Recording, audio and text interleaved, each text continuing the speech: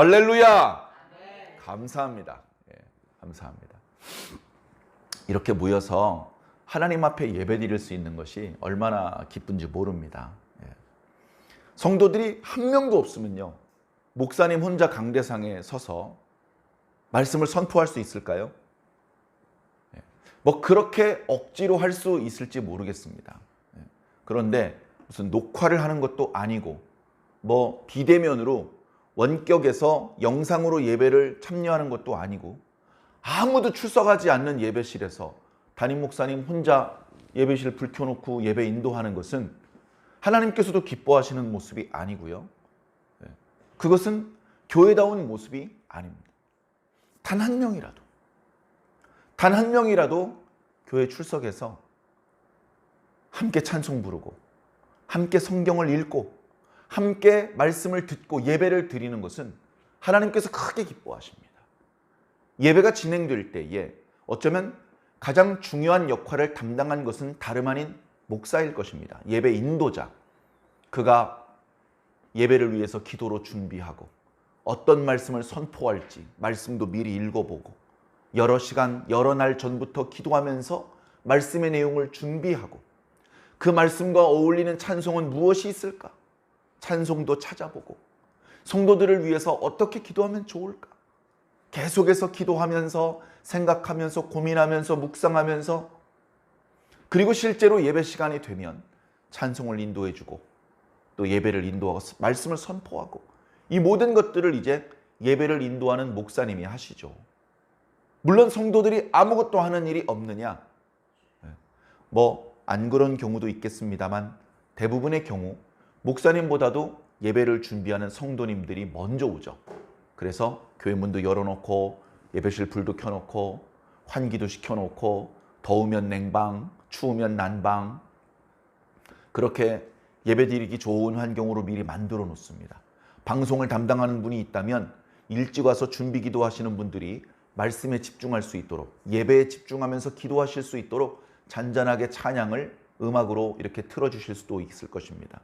각 파티에서 안내 보시는 분이든 방송국이든 무슨 뭐 예배 준비위원이든 그날 대표 기도를 맡은 집사님이 되었든 각자 작은 부분이라도 예배에 참여하고 함께 예배를 준비하는 역할들을 하시겠죠. 그래도 담임 목사님의 역할이 가장 크다고 말할 수 있습니다. 그러나 교회가 작고 또 어떤 예배에 성도들이 한 명도 교회에 출석하지 않는다면 그것은 그야말로 낭패고 그렇게 오늘은 성도들이 한 명도 출석을 하지 않네. 그래서 말씀을 선포하려고 준비를 다 하고 목사님이 교회에 와서 강단의 의자에 앉아서 기도하는데 끝끝내 예배 시작 시간이 되었는데도 한 명도 오질 않아서 야, 오늘은 말씀을 선포하지 말고 나 혼자 기도하고 돌아가야 되겠다. 이제 그렇게 생각하고 있을 때 누가 지각생이라도 조금 늦은 시간이라도 교회 문을 열고 들어오면 그렇게 반가울 수가 없습니다. 그리고 여러 순서들을 조금 생략하더라도 그 단 한 명의 성도라도 그 성도를 위해서 기도하고 예배를 인도하고 말씀을 선포하게 되는 것이죠. 그래 어떻게 보면 아무 준비 없이 예배 시간마저 늦게 온 그 성도도 예배의 모든 부분을 준비한 목사나 다름없이 예배가 이루어질 수 있도록 도와준 의미에서 매우 큰 역할을 한 것이라고 그렇게 말씀드릴 수 있을 것입니다. 그래서 아무 준비 없이 기대감 없이 교회에 출석하신 것 같아도 여러분들도 이 예배를 위해서 엄청나게 큰 일을 하셨다는 것을 꼭 말씀드리고 싶습니다. 그리고 이 시간에 어쩌면 영상으로 예배 드리고 있는 분들도 계실 줄 믿습니다. 세상에서 가장 뛰어난 설교를 하는 것은 아니지만 그래도 저를 믿고 이 교회를 신뢰하면서 예배 시간대마다 이렇게 온라인으로 예배에 참석해 주셔서 감사합니다. 여러분들도 아무 준비 없이 그저 영상으로 인터넷에 접속해서 예배의 실황을 보고 있는 것뿐이지만 여러분들도 이 예배가 성립하기 위해서 중요한 역할을 하고 계신다는 것을 마음속으로 느끼시기를 부탁드립니다. 저는 뭐 고마운 마음뿐이겠습니다만 제 어떤 고마워하는 마음을 떠나서 하나님께서 그렇게 인정해 주신다는 것을 꼭 기억해 주시기 바랍니다. 하나님께서는 항상 그렇게 역사하셨습니다. 하나님께서 세상 모든 사람에게 말씀하지 않으시고 하나님의 사람 한 명을 별도로 선택을 하셔서 그에게 당신의 뜻을 보여주십니다. 또는 들려주십니다. 그러면 그 사람은 하나님의 뜻을 먼저 보고 듣고 알게 되었죠. 그리고 그 사람에게는 그렇게 하나님을 체험하는 놀라운 신비 경험, 영적인 은혜 체험, 그런 것을 한 것으로 끝나는 것이 아니라 그 체험을 통해서 알게 된 하나님의 말씀을 사람들에게 전파해야 되는 사명이 추가로 주어집니다. 그래서 하나님과의 만남 이후에 사람과의 만남을 가져야 됩니다. 그래 가만히 보면 하나님께서 말씀을 선포하는 하나님의 사람만 준비하시는 것이 아니고 그 하나님의 사람을 통해서 말씀을 듣게 될 사람들도 함께 준비하신다는 겁니다. 그렇게 하나님의 말씀을 듣기 위해서 준비된 사람은 세상 모든 사람은 아닙니다. 이 선지자는 이 세상에 있는 사람들 중에서 누가 하나님의 말씀을 듣고 회개하며 돌이키고 하나님께 복을 받을 사람인지 모릅니다. 선지자라고 다 아는 게 아닙니다. 선지자 중에서 엘리사 선지자의 이야기나 무슨 사무엘 선지자의 이야기를 듣다 보면 이야, 저 언덕 넘어서 몇 사람을 만날 것인데 그 사람한테 뭘 받을 것이고 그 언덕 넘어가면 그 다음에 무슨 일이 펼쳐질 것이고 야, 그걸 어떻게 다 알아맞히지? 정말 신기하고 놀랍죠. 그것은 선지자의 능력이 탁월해서가 아니라 그 내용을 하나님께서 알려주셨기 때문입니다. 하나님께서 말씀하지 않으시면 선지자도 몰라요. 선지자도 하나님께서 알려주신 만큼만 아는 겁니다. 선지자도 우리와 똑같은 사람입니다. 하나님을 경험하고 느끼는 감각 능력이 부족할 수밖에 없습니다. 하나님께서 알려주지 않으시면 하나님께서 내 우편에 계시다가 좌편으로 이동하셔도 몰라요. 선지자라고 다 아는 것이 아닙니다. 그러니까 선지자는 하나님을 만나지 못한 다른 사람보다 오히려 더 겸손합니다. 남달리 하나님의 비밀을 더 많이 알고 있지만 오히려 겸손한 것이죠. 그래, 누가 이 말씀을 듣고 회개하고 누가 이 말씀에 해당 사항이 있는 사람인지 다 알지 못한 채 그저 명령을 받았으니까 들은 바 말씀을 사람들한테 외칩니다. 그러면 그 말씀을 듣게 된 사람들 중에 하나님의 말씀을 받아들이는 사람은 극소수입니다. 언제나 그랬습니다. 구약의 선지자들도 그랬고 신약의 사도들도 그랬습니다. 말씀을 듣고 기뻐하는 사람, 그 중에서 말씀을 믿는 사람, 그 말씀과 함께 생사고락을 같이 하는 사람도 조금은 있어요. 있는데 훨씬 더 많은 사람이 말씀을 거부합니다. 그 말씀 선포하는 거 아주 싫어합니다. 말씀을 전하려고 하면 돌멩이를 던집니다. 조금 몇몇 사람이 말씀을 듣고 좋아합니다.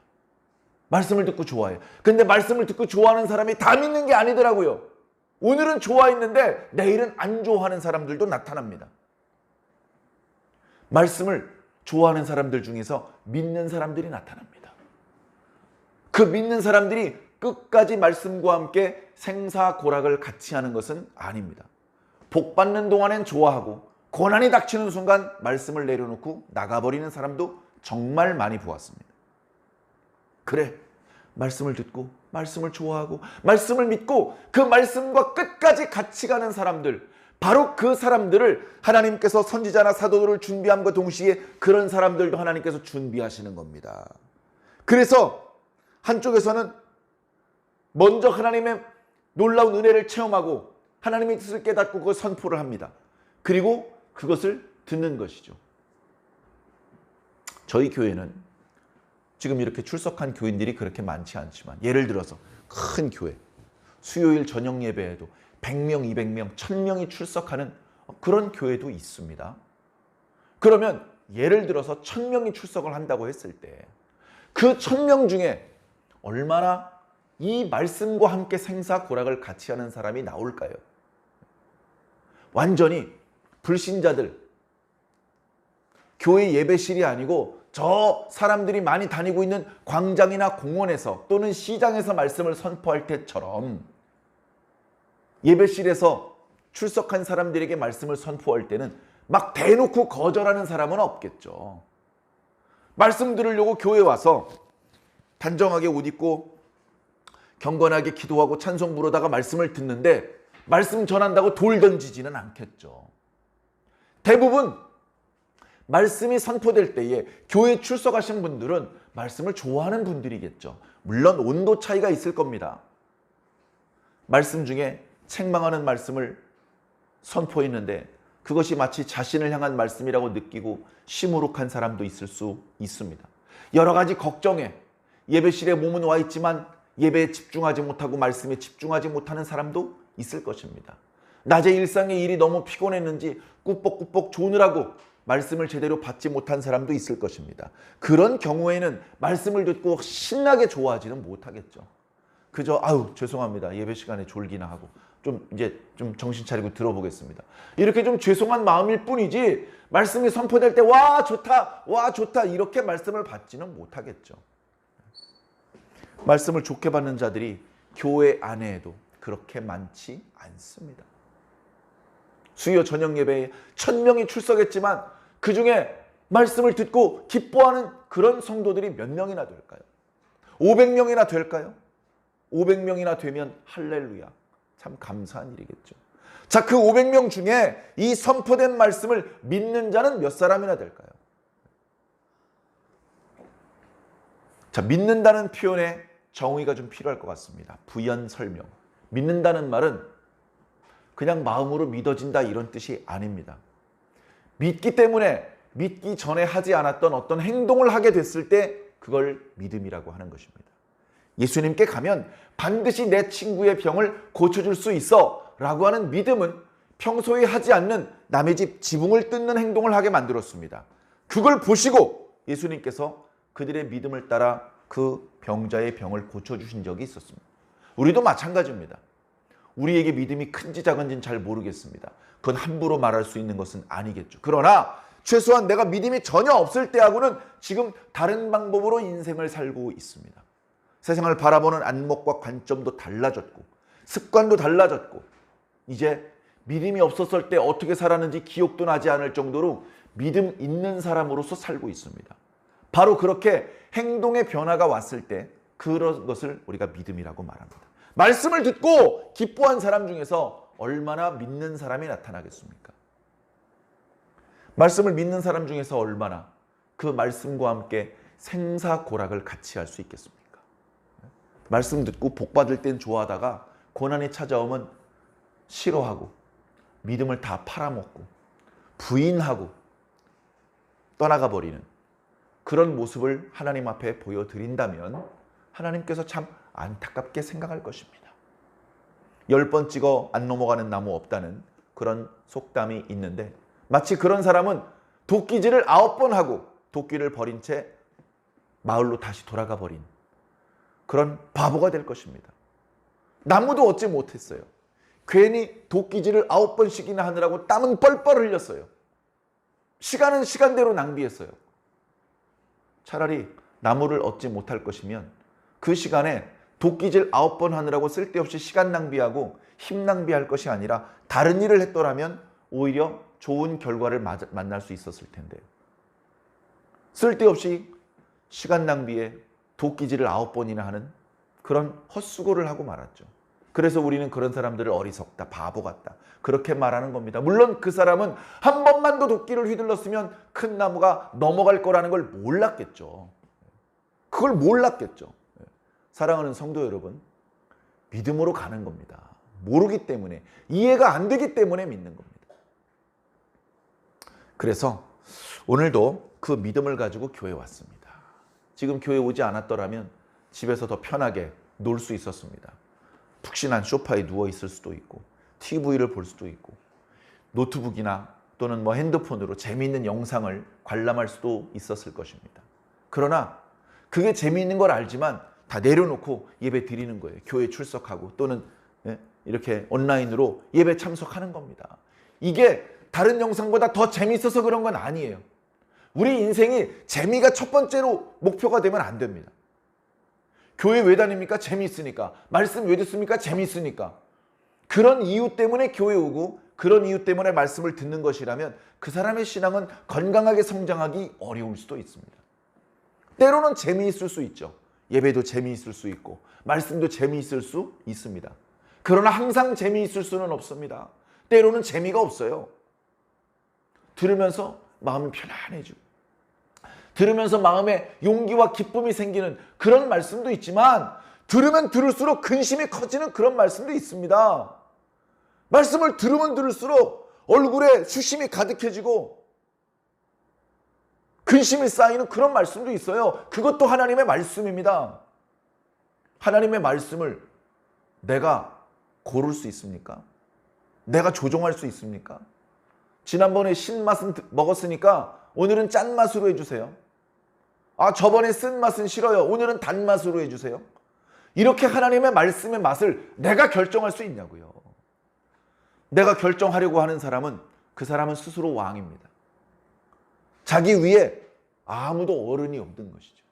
그러나 우리 신앙인들은 스스로 자신을 왕이라고 생각하는 사람이 아무도 없습니다. 교회에서 담임 목사이지만, 교단에서 총회장이지만, 그 집안에서 제일 나이 많은 어른이지만 항상 내 위에 진짜 왕이 계셔. 진짜 왕이. 난 그분 앞에 아무것도 아니야. 정말로 중요한 결정을 내려야 될 때 난 너무 모르는 게 많아. 나는 그분에게 물어볼 수밖에 없어. 우린 다 그렇게 생각을 하죠. 그런 믿음이 우리를 기도하게 만드는 것입니다.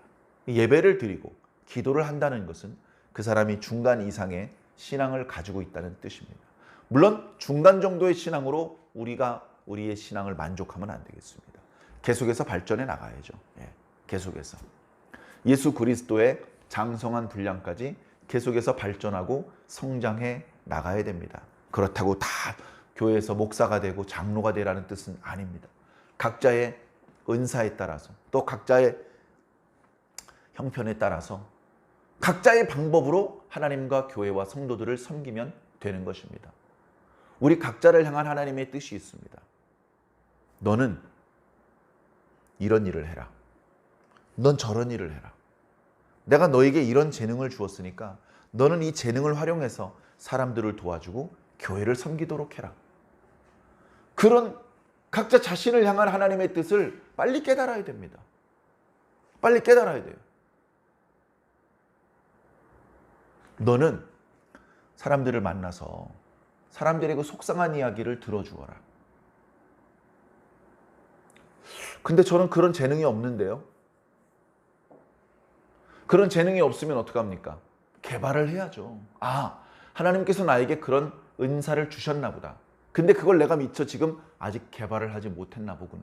관련된 책도 읽어보고 관련된 학교도 다니고 자격증도 취득하고 그래서 사람들을 만나서 상담해주고 여러 가지로 조언해주고 컨설팅을 해줄 수 있는 유능한 능력자가 되어서 그 능력을 처음에 하나님께서 부탁하셨던 대로 사람들을 도와주고 교회를 섬기는 데 사용한다면 하나님께서 얼마나 기뻐하시겠습니까?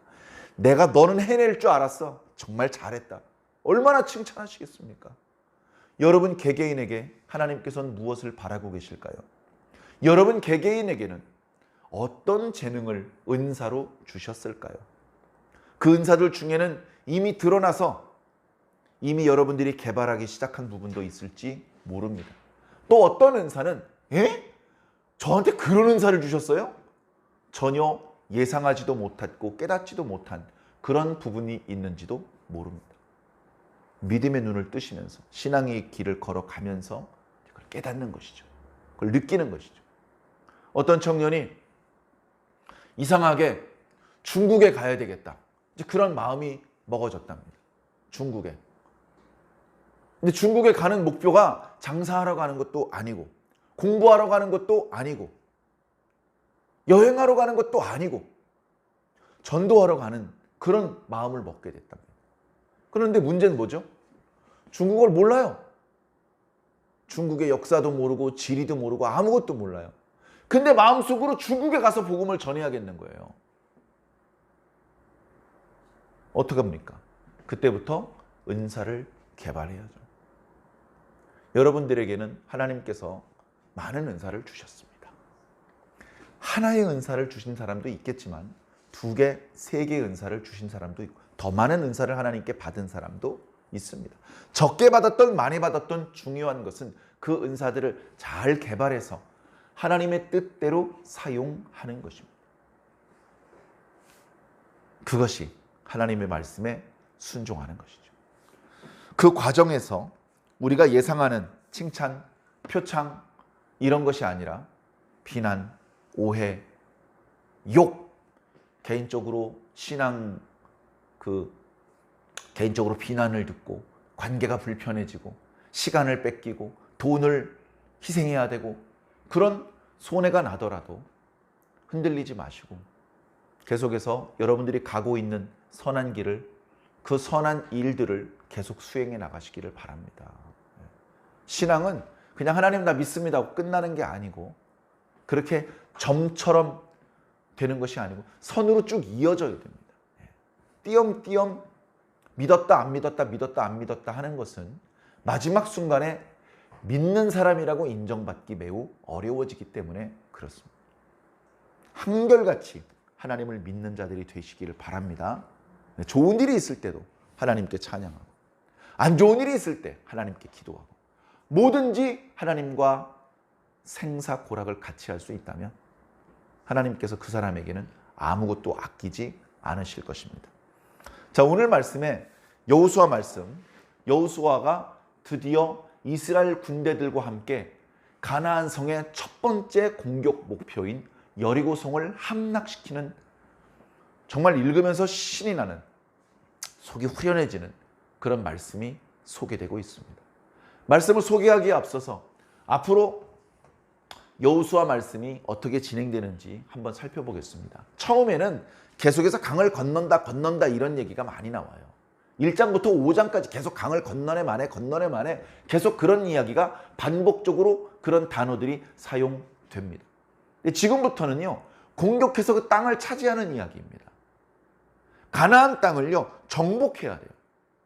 가나안 땅 정복은요, 3단계로 나누어집니다.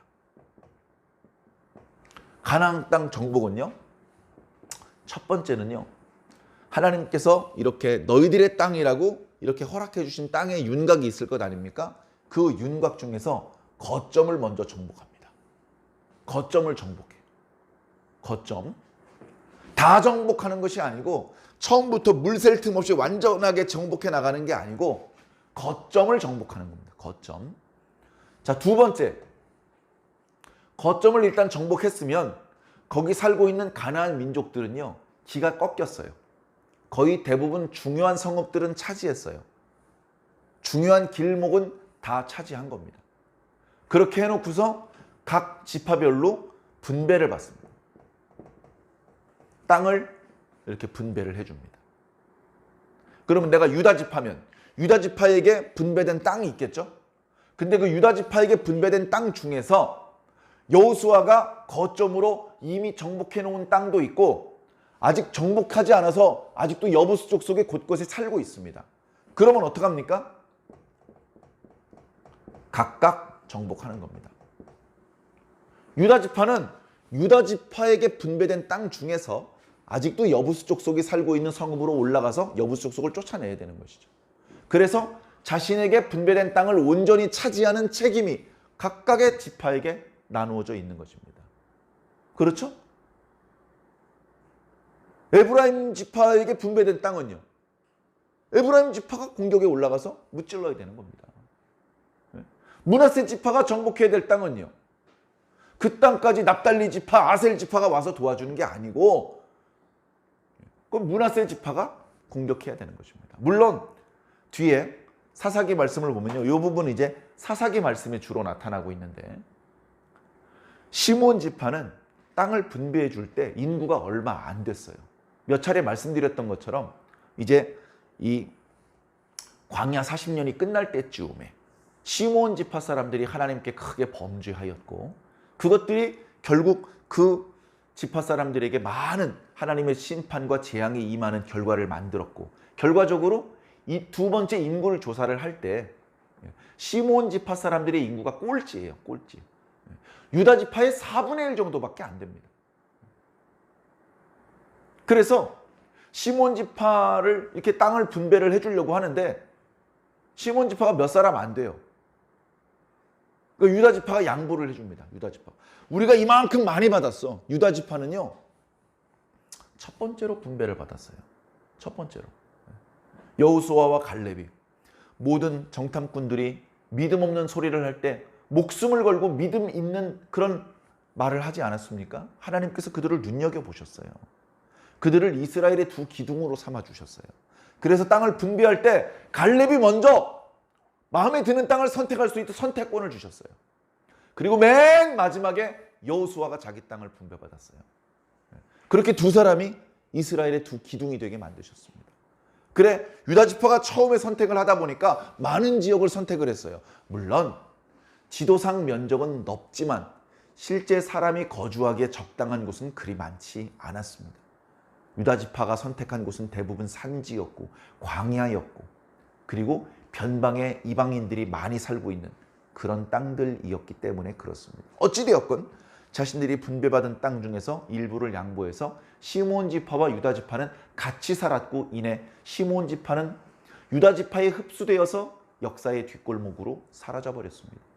어쨌든 사정이 그렇게 되다 보니까 유다 지파가 공격해 올라갈 때 시므온 지파가 같이 도와줘서 같이 싸웠어요. 그런 경우를 제외하고는 각각 자기 지파가 자기 지파에게 분배된 땅을 정복하는 그런 과정이 남겨져 있는 것입니다. 이것이 이제 정복에 관련된 이제 3단계 방법이죠. 자, 그래서 거점을 정복을 하는데요. 먼저 중부지방을, 그 다음에 남부지방을, 그 다음에 북부지방을 점령합니다. 중부지방에 해당되는 곳이 어딜까요? 바로 오늘 나오는 여리고성, 그리고 뒤에 8장에 나오는 아이성입니다. 그리고 그곳으로부터 남쪽으로 내려가서 핵심적인 도시와 길목을 다 점령을 합니다. 그리고서 길갈로 돌아왔다가 다시 북쪽으로 진격해서 저 위쪽의 하솔 지역까지 점령을 하는 것이 이렇게 소개가 되고 있는데요. 자, 오늘 말씀으로 이제 돌아와서 그러면 거점을 먼저 점령을 할 때 중부지방부터 점령을 했는데 왜 중부지방이냐? 별로 어려운 건 아닙니다. 자, 이제 가나안 땅이 대충 뭐 이렇게 있으면 대충 이쪽에 있는 땅이 이제 가나안 땅이거든요. 이쪽에 있는 땅이 가나안 땅인데 여기서 건너갔잖아요. 여기 시딤이라고 하는 곳에서 강을 쫙 건너서 여기가 길갈, 그 다음에 바로 앞에가 여리고, 그 앞에가 아이, 베델, 뭐 그렇게 되거든요. 그 전체 가나안 땅 중에서 중앙 부분이에요. 그래서 결국은 아이성도 초반에 고전하다가 나중에 아이성을 점령했기 때문에 이만큼을 차지한 거예요. 이만큼을. 그러니까 가나안 땅이 남북으로 나누어져 있었는데 가나안 사람들이 연합군을 형성해서 이스라엘 사람들을 방어하거나 공격하지 못하게 돼버렸어요. 남북으로 뚝 끊어져 버렸죠. 이렇게 하고서 남쪽으로 내려가서 이만큼 점령하고 올라가서 이만큼 점령하고 거의 중요한 거점을 완전히 정복을 한 것입니다. 그렇게 하고도 여리고가 상당히 오랜 기간 동안 이스라엘 백성들을 이끌고 다니면서 전투를 수행했어요. 거점을 이미 점령했는데도 불구하고 자기가 이미 나이가 많이 들어서 말 타고 다니면서 전쟁을 수행하기 조금 어려운 지경이 되었는데도 불구하고 한 걸음이라도 더, 조금이라도 더 각자 지파에게 맡기기 전에 이스라엘 12지파 연합 군대를 인솔할 수 있을 때 조금이라도 더 땅을 차지하기 위해서 정말 노력을 많이 했습니다. 왜냐하면 대충 도시 몇 개하고 길목만 딱 정복하고 나머지는 지파별로 알아서 해. 그러면 이스라엘 백성들이 거기에 아직 남아있는 가나안 사람들을 두려워해서 그들을 몰아내지 못하고 그러다 결국 그들과 섞여 살고 그러다 하나님 백성으로서의 정체성을 잃어버리고 그러다 범죄하고 그러다 하나님의 진노를 당하고 그런 악순환이 반복되지 않게 하려고 자신이 그 땅에 살고 있던 가나안 7족속을 거의 씨를 말려야 되겠다. 거의. 자신이 없어도 지파별로 남아있는 잔당들은 충분히 제거할 수 있을 정도로 조금만 남겨놓고 거의 모든 가나안 사람들을 여호수아가 직접 무찌르기 위해서 정말 노력을 많이 했습니다. 그렇게까지 하지 않아도 되었었는데 여호수아가 그런 마음을 가지고 그렇게 했다는 것입니다. 그렇게 이제 진행이 되는데, 자, 이렇게 해서 빼앗은 성읍만, 그렇게 해서 무찌른 적의 국왕만 30명이 넘습니다. 그런데 모든 전투가 자세히 기록되고 있지 않아요. 모든 전투가 여리고성하고 아이성, 이 두 성의 전투에 대해서만 자세한 이야기가 6, 7, 8장에 걸쳐서 기록되고 있는 것입니다. 여리고성을 정복한 이야기와 아이성을 정복한 이야기, 6, 7, 8장이나 되는 분량으로 할애되고 있어요. 9장은 기브온 족속들이 이제 속이고 먼 지방에서 온 민족인 것처럼 속여서 상호 불가침 조약을 맺습니다. 원래 그 사람들은 살려두지 말고 그 땅 밖으로 쫓아내든지 죽이든지 해야 되는데 쫓아내지도 않고 죽이지도 않기로 그렇게 약조를 해버렸습니다. 그런 이야기. 그리고 이제 9장 뒷부분과 10장에 이제 가나안 남부 지역과 북부 지역을 점령하는 이야기가 나옵니다. 이때는 여리고성 점령할 때처럼 자세한 스토리가 나오질 않아요. 그냥 어딜 지나서 어딜 점령했고 어디 지나서 어디도 점령했고 그런 식으로 설명하고 그냥 끝나버립니다. 그래서 왜 그러지? 이런데 공격을 하고 이런데 공격을 할 때에도 참 놀라우신 하나님의 도우심을 체험했을 것이고, 그런 이야기들을 좀 우리가 성경을 통해서 읽으면 우리가 하나님께 대한 믿음이 더 좋아지지 않겠어? 그런 아쉬움이 들 정도로 너무 간략하게 처리가 되고 있어요. 그리고서 여리고성하고 아이성 전투에 대해서만 아주 자세히 기록하고 있습니다. 아주 자세히. 이유는 간단하죠. 여리고성과 아이성 전투가 최초의 전투이기도 하고, 이 전투가 바로 이스라엘 백성들이 지금 이제 가나안을 정복하는 전쟁에 있어서 샘플에 해당하는 전투다. 본보기. 어떻게 되냐면 이 여리고성을 공격해서 정복한 이야기는 아주 좋은 본보기예요. 좋은 본보기.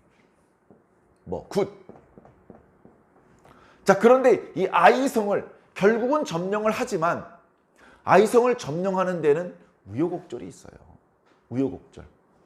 꼭 그 과정을 거쳐야만 하는 것은 아닌데 좀 좋지 않은 불상사를 지나서 그 성을 차지하게 됩니다. 배드. 이런 이야기를 샘플로 딴 보여주시고, 그리고 남부, 북부, 그리고 그 뒤에 땅을 분배하고 그 뒤에 여러 가지 이야기들이 이제 여호수아 뒷부분에 나타나고 있는 것이죠. 그래, 어떻게 보면 여호수아서 6장, 7장, 8장은 여호수아서 전체의 메시지가 무엇인지 우리들에게 보여주는 아주 중요한 말씀입니다. 간단한 거예요. 너희들이 이렇게 하면 전쟁에서 승리한다. 이렇게 하면 쉽게 승리하지 못한다.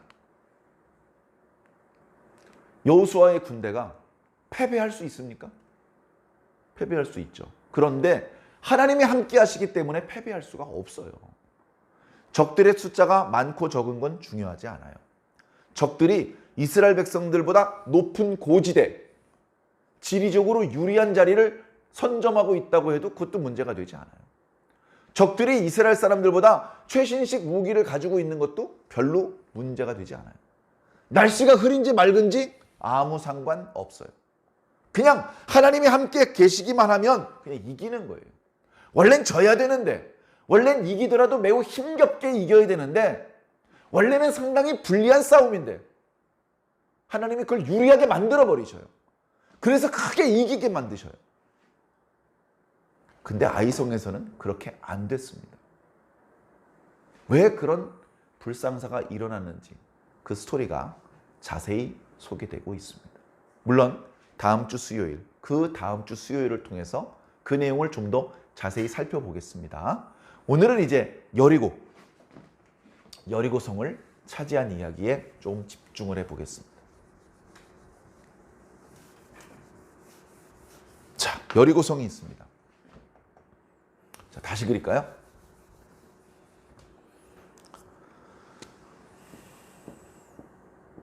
여리고성이 여기 이렇게 있습니다. 이때 당시에는 여리고가 나중에 예루살렘하고 아주 가까운 곳인데요. 이때만 해도 예루살렘에 큰 성읍이 만들어지진 않았어요. 예루살렘은 이렇게 사람들이 많이 모여 살 정도로 평지가 아니고 울룩불룩 언덕과 골짜기가 반복되는 곳입니다. 그렇기 때문에 많은 인구가 모여 살기에는 적당한 곳이 아니에요. 그리고 그 산 꼭대기에는 여부스 족속이 또 살고 있었습니다. 큰 도시가 아니고 오히려 여리고가 큰 도시였죠. 여리고가. 비탈길에 여리고성이 건축되어 있습니다.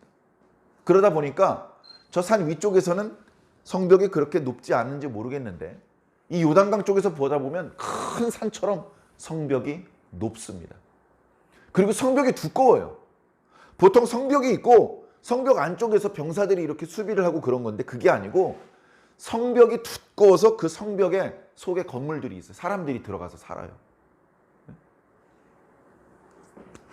땅이 있고 성벽이 있고 여기 이제 병사들이 이렇게 있어서 공격하고 수비하고 이게 아니고 성벽에 이렇게 건물이 있어요. 방이 있고 계단이 있고 아파트처럼 여기서 사람들이 사는 거예요. 이걸 다 무너뜨려야 되는 거예요. 그러니까 어떻습니까? 발석차라고 해서 큰 돌멩이를 집어 던지는 그런 기계가 있습니다. 고대 공성전에서 꼭 필요한 대포 같은 게 없을 때 꼭 필요한 어떤 그런 장비죠. 근데 그걸 던지면 이 성벽 하나짜리는요 우르르 무너져가지고 큰 구멍이 뚫려버려요. 그럼 그리로 또 대포를 쏠 수도 있고 병사가 뛰어 들어갈 수도 있고 이 성 안쪽에서 수비하는 사람들은 성벽이 무너지면 방어하는 게 거의 불가능해집니다. 자, 그런데 성벽이 이렇게 생기다 보니까 꽝 하고 때려도 여기 조금 허물어지고 마는 거예요. 막혀 있단 말이에요. 그 벽을 뚫고 안으로 들어가는 게 불가능합니다. 여리고성이 이렇게 성벽이 높고 두터워요. 그렇기 때문에 안쪽에서 성문을 걸어 잠그고 병사들이 이 공격하는 병사들이 가까이 오지 못하도록 거기서 화살을 쏜다든가 돌멩이를 던지는 그런 방법으로 수비를 하면 영원히 함락시키기 어려운 것이 여리고성이었습니다. 그런 여리고성이에요. 여기 이제 이중 성벽이 이렇게 둘러쳐져 있어요. 이걸 이제 어떻게 공격하면 좋을까? 지난주에 우리가 묵상했던 말씀에 이스라엘 백성들이 할례를 행할 필요가 없었던 여호수아는 몰래 여리고를 이렇게 정탐을 했다. 그리고 거기서 하나님께서 보내신 군대 대장을 만났다. 그런 말씀을 들었었습니다. 자, 공격을 하는데 오늘 말씀 1절에 있는 것처럼 여리고 사람들은 이스라엘 사람들이 대번에 자신들을 첫 번째 공격 목표로 세울 것이라는 것을 알고 있었어요. 그러다 보니까 성문을 걸어 잠굽니다. 성문이 열리지 않은 게 벌써 며칠째인지 모릅니다. 그래도 그 안에 비축해 놓은 식량이 많이 있고 그 안에서 물도 나고 그렇기 때문에 어느 정도 버틸 수가 있는 것이죠. 그런 상황에 하나님께서 이제 작전 명령이 떨어집니다. 하나님의 작전 명령. 여리고가 대장이죠. 여리고가. 이스라엘 백성들 눈에 제일 높은 사람은 여리고예요. 여호수아예요. 여호수아. 그런데 여호수아가 왕이 아니라니까요. 모세도 마찬가지예요. 사람들이 모세를 두려워했고 모세를 크게 보았지만 모세가 자기 맘대로 한 게 없어요. 일일이 하나님께 여쭈어보고 하나님의 명령에 따랐을 뿐입니다. 진짜 왕은 하나님이신 것이죠. 그 하나님께서 작전 명령을 내립니다. 여호수아야, 말씀하시옵소서. 이 성을 돌아라. 이 성을 돌아라. 내가 어떻게 도는지 자세히 설명해 줄게. 제사장들이 언약궤를 매서 언약궤를 이렇게 체에 꿰가지고 제사장들이 이렇게 매지 않습니까? 4명이 맬 때도 있고 8명이 맬 때도 있는데 언약궤를 메고 이 성을 돌아라. 이 언약궤 앞에는 제사장 7명이 7 나팔을 불면서 돌아라. 이 7 나팔을 부는 7 제사장 앞에는 무장한 병사들이 앞장서라. 그리고 이 언약궤 뒤쪽에는 후군, 뒤따르는 군대를 말하는 것이죠. 그러니까 이스라엘 어린이 꼬맹이 여자아이들까지 다 둔 게 아니에요. 전투에 참여하는 병사들, 군사들만 도는 것입니다. 자, 이렇게 도로라는 것입니다. 이렇게 이렇게 돌아서 다시 길갈로 돌아오는 겁니다. 그래요? 돌아야 됩니까? 돌아라. 그럼 끝납니까? 아니, 두 번째 날도 돌아라. 그렇게 6일 동안 돌아라.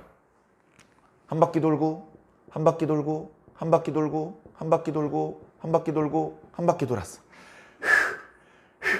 6번 돌았습니다. 됐습니까? 마지막 날엔 7바퀴를 돌아라. 모두 13바퀴를 돕니다. 마지막 날엔 7바퀴를 돌래요.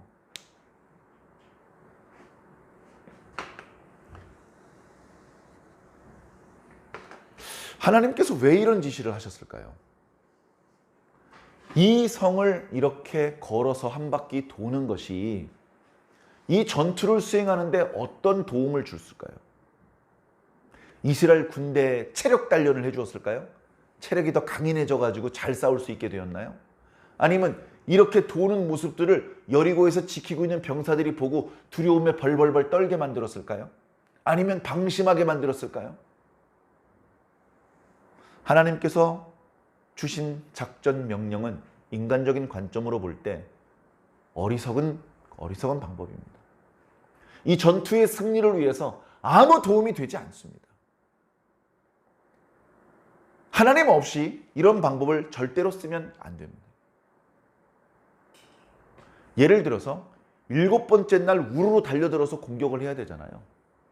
7바퀴를 도는 날이 왜 하필 7번째 날입니까? 그날 7바퀴 도느라 힘들어 죽겠어요. 뛰어 올라가야 되는데 지금 체력이 다 빠져가지고. 차라리 7바퀴를 돌아야 되는 거면 첫째 날 7바퀴를 돌든지, 아니면 그걸 좀 나누어 가지고 평일날 2바퀴나 3바퀴씩 돌게 했으면 마지막 전투를 치르는 날은 체력이 비축되어서 전투를 더 잘 수행할 수 있지 않았겠습니까? 그래, 하나님께서 7바퀴 돌라고 하셔서, 그것도 마지막 날 7바퀴를 돌라고 하셔서 전투에 패배했냐? 아니잖아요. 이겼잖아요.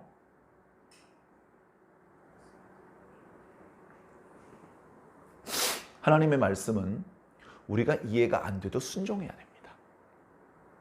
하나님의 말씀은 순종해야 됩니다. 다시 지나간 역사를 한번 돌이켜볼까요? 1장에도 하나님의 백성들에게 성결을 명령합니다. 2장에 하나님의 백성에게 성결을 명령합니다. 그리고 3장에 이제 강을 건너야 되기 때문에 또다시 성결을 명령합니다. 왜 성결을 명령합니까? 성결한 것이 강 건너는데 무슨 도움을 줍니까? 하나님을 빼고 계산하면 쓸데없는 짓을 하는 거예요. 그 시간에 산에 가서 나무를 해가지고 뗏목이라도 만드는 게 도움이 되는 거죠. 인간적인 생각으로는. 그런데 강을 건너는 데는 뗏목보다 더 필요한 게 있었어요. 그건 하나님의 능력이었어요. 강을 건너는데 필요한 건 사실 뗏목이 아니었어요. 뗏목 한 개도 없었는데 잘만 건너갔잖아요. 어떻게 건너갔습니까? 하나님의 능력으로. 요단강물이 끊어졌잖아요. 그 하나님의 능력을 잡아당겨서 쓰려면 성결해야 된단 말이에요. 성결해야 돼요. 성결하기만 하면 요단강이 이스라엘 백성들의 앞을 가로막을 수 없어요. 그래서 성결했더니 하나님께서 길을 열어주셨잖아요. 여리고성을 점령해야 돼요. 성벽을 무너뜨릴지, 아니면 땅굴을 파러 들어갈지, 하늘에서 낙하산으로 내려갈지, 어쨌든 이 여리고 땅을 하나님의 백성의 땅으로 만들어야 돼요. 하나님의 백성과 하나님을 거부하는 저 이방인들을 죽이든지 그 땅 밖으로 쫓아내든지 해야 돼요. 가만 보니까 이 땅 밖으로 순순히 나갈 것 같지는 않아요. 전투를 치러야 될 것 같아요. 그 과정에서 할 수 없이 죽여야 될 것 같아요. 그 어떻게 그들과 전투에서 승리할 수 있겠느냐? 어떻게 승리할 수 있겠느냐? 적들보다 많은 병사들을 대동하고 나가면 승리할 수 있습니까? 적들보다 더 예리한 칼날을 들고 나가면 성공할 수 있습니까? 상관없어요. 하나님이 가치가 주시면 이깁니다. 하나님이 가치가 주셔야 이겨요. 이스라엘 백성이 여리고를 상대로 싸워서 이길 수 있는 방법은 하나님이 같이 가주시는 방법밖에 없어요. 하나님이 대신 싸워주시는 방법밖에 없어요. 그런데 하나님의 능력을 끌어당기려면 순종이 필요해요. 순종. 이 순종은 바로 믿음입니다. 믿음. 제가 아까 전에 믿음에 대한 정의, 부연 설명을 한다는 말씀을 드렸죠. 그냥 마음으로 믿어지는 것이 믿음이 아니고 그 믿음이라는 마음의 상태 때문에 믿음이 없을 때 하지 않았던 행동을 하게 되었을 때 그게 믿음이다. 이 순종은요, 믿음이 없으면 할 수 없는 겁니다. 하나님, 저 안 돌랍니다. 안 돌래요. 여리고성을 뭐하러 돕니까? 안 돌 겁니다. 여리고성 7바퀴를 돌라고요? 안 돌 겁니다. 소리를 지르라고요? 안 지를 겁니다. 왜 불순종합니까? 믿지 못하기 때문입니다. 믿지 못하기 때문에. 왜 순종 못합니까? 무서워서? 어리석어서? 이해가 안 돼서? 아니요. 믿지 못하기 때문입니다. 믿지 못하기 때문이에요. 정말 감사하게도 지금 이스라엘의 모습은 믿고 순종하는 모습입니다. 과거 우리가 사무엘상 말씀 묵상했을 때 보았던 것처럼 블레셋과의 전투에서 언약궤를 빼앗기는 그때의 그 영적인 오합지졸이나 마찬가지였던 그때의 이스라엘하고는 달라요. 지금의 이스라엘은 여호수아를 중심으로 똘똘 뭉쳐 있습니다. 하나님께서 여호수아와 함께하고 계신 것을 백성들이 다 느끼고 있습니다. 여호수아가 한 말은 하나님께서 주신 말씀이라고 믿고 여호수아가 한 말은 다 그대로 이루어지는 것을 여러 번 체험했기 때문에 여호수아를 통해서 이런 순서대로 여리고성을 도우십시오 라고 말했을 때 돌았습니다. 여호수아가 돌라고 하면서 이렇게 얘기했습니다. 여러분, 지금은 말하지 마십시오. 나팔을 불지도 말고 소리를 내지도 마십시오. 잠잠히 조용히 도십시오. 그러다가 제가 소리를 지르라고 하는 날이 오면 그날 소리를 지르십시오. 그렇게 얘기를 합니다. 6일 동안 그렇게 돌았고 7일째 되는 날 7바퀴를 돌고 7바퀴를 다 돌고서 집으로 간 것이 아니라 여호수아가 명령을 내립니다. 자, 여러분들 나팔을 가지고 있는 사람은 나팔을 불고 나팔이 없는 사람은 여리고성을 향하여 소리를 지르십시오. 으아! 성을 동그랗게 둘러서 포위하고 있던 이스라엘 군대가 행군을 멈추고 성벽을 향하여 소리를 질렀습니다. 그때 능력이 나타났습니다. 발석자 수십 대로도 무너뜨릴 수 없었던 여리고 성벽이 사방으로 다 주저앉았습니다. 성벽이 무너지는 과정에서 성벽 위에 있던 병사들과 성벽 바로 옆에 있던 병사들이 많이 죽었습니다. 이스라엘 군대가 뚫고 들어갈 수 있는 통로가 열렸습니다. 여호수아가 명령을 내립니다. 너희들은 각자 서 있는 곳에서 여리고 성 안을 향해서 돌격해 들어가라. 남자와 여자, 나이가 많은 사람과 어린 사람을 가리지 말고 남김없이 죽여라. 거기에 살고 있는 모든 가축들도 남김없이 죽여라. 거기에 있는 물건을 사사로이 인마이 포켓하지 마라. 거기 있는 물건을 전부 하나님께 바쳐진 것이다. 거기 있는 물건 중에서 금속으로 된 것은 하나님께 구별된 것이니 하나님의 곳간에 갖다 놓고 그 나머지는 가져가지 말고 그대로 불살라 버려라. 그것을 아깝다고 또는 탐난다고 자기 개인의 소유로 몰래 숨기는 자는 하나님의 것을 도둑질한 자가 되어서 그 사람뿐 아니라 이스라엘 전체에 진노가 미칠 것이다. 그런 불상사가 생기지 않도록 너희들은 어리석은 욕심을 부리지 말고 이 전쟁은 하나님의 이름으로 치르는 성전이니 하나님의 말씀대로 전투에 임하도록 해라. 그렇게 명령을 내렸고 이스라엘 백성들은 성벽이 무너지는 것을 보면서 깜짝 놀랐습니다.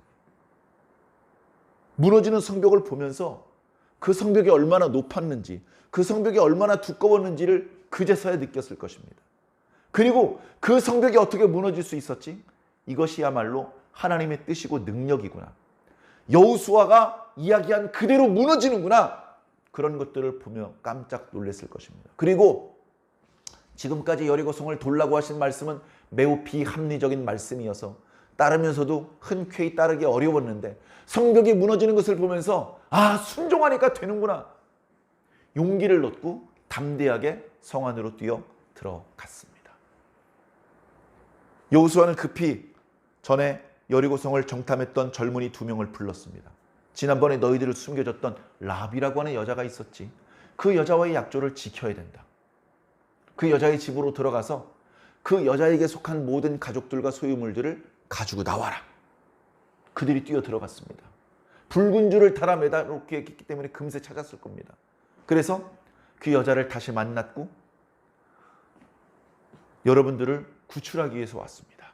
해서 그 라합에게 속한 모든 가족들과 소유물들을 가지고 저 멀리 안전한 곳까지 대피를 시켰습니다. 그 이후에도 라합을 버리지 않고 라합을 이스라엘 사람의 일원인 것처럼 받아들여 주었습니다. 우리가 잘 아는 것처럼 라합은 유다 사람과 결혼을 해서 모든 유다 사람들의 어머니가 되었습니다.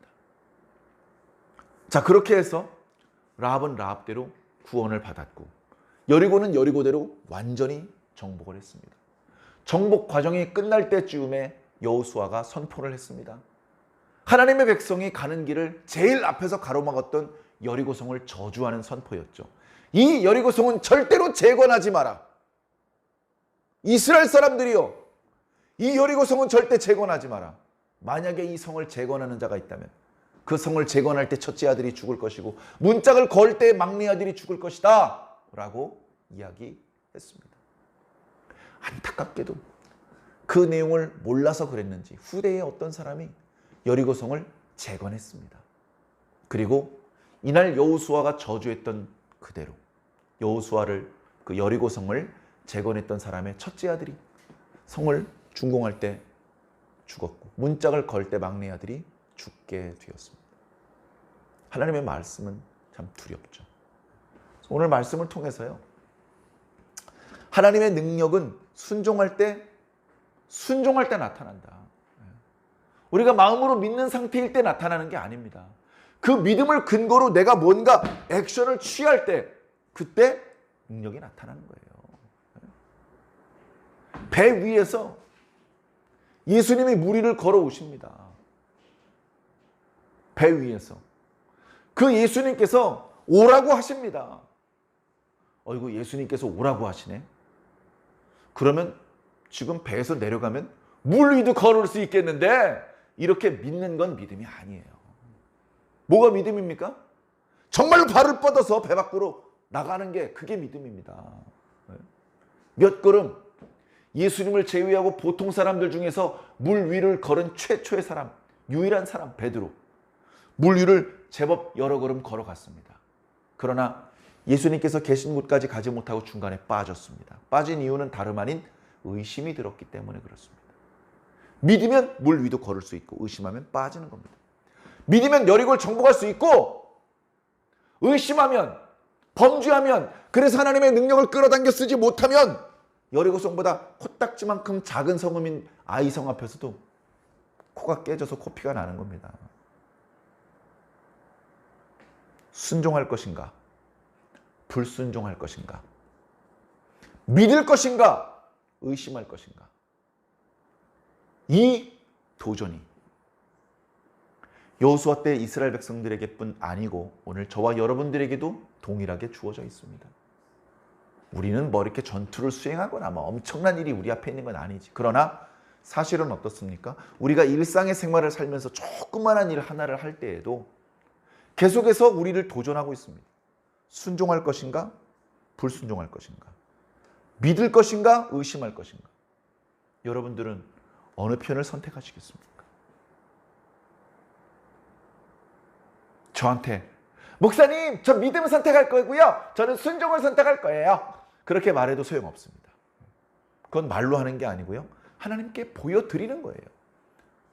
저와 만날 수 없는 어떤 곳에 여러분들이 혼자 가 있을 때 그때도 하나님께서 보고 계십니다. 그 자리에서 여러분들이 믿음을 선택할지 순종을 선택할지 아니면 그 반대편을 선택할지 하나님께서는 다 보고 계실 것입니다. 사랑하는 성도 여러분, 하나님께 여러분들의 믿음을 보여주십시오. 여러분들의 믿음을 보여드리면 여러분들이 아무리 보잘것없는 존재라 할지라도 하나님께서는 절대로 여러분들을 잊어버리지 않으시고 구원해 내실 것입니다. 라합의 가족들 그냥 같이 죽여도 큰 손해 없어요. 별거 아니잖아요. 그런데 하나님께서는 그 힘없는 여인과 그들의 가족들을 기억하셨어요. 그들을 끝끝내 구원해 주셨고 그들을 하나님의 백성의 일원으로 받아주셨어요. 우리도 마찬가지입니다. 우리가 믿을 때, 우리가 하나님을 선택할 때, 우리가 순종하기로 결정할 때 하나님께서 우리를 당신의 백성으로 받아주시고 우리를 잊지 않고 구원해 주실 것입니다. 사랑하는 성도 여러분, 오늘 말씀 묵상을 통해서 우리가 사는 모든 일상 가운데 우리가 믿음과 의심, 순종과 불순종의 도전의 상황 속에서 순종을 선택하고 믿음을 선택하게 되시기를 바랍니다. 믿음이 아니면 하나님을 기쁘시게 할 수 없다고 하셨는데 우리에게 바로 그 믿음이 있어서 날마다 하나님을 기쁘시게 할 수 있기를 예수님 이름으로 간절히 축원합니다.